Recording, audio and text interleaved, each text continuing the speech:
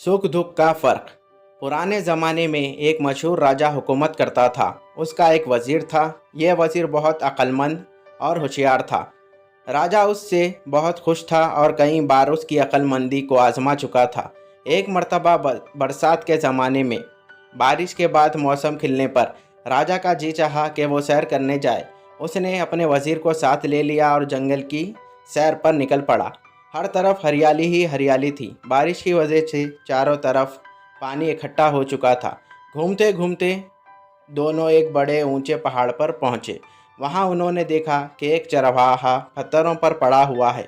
पानी इसको छू छू कर बह रहा है।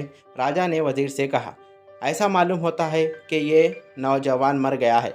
वजीर ने उसे गौर से देखा और कहा, हुजूर, मरा नहीं बल्कि गहरी नींद में सो रहा है। Thank you. Watch full story on my channel.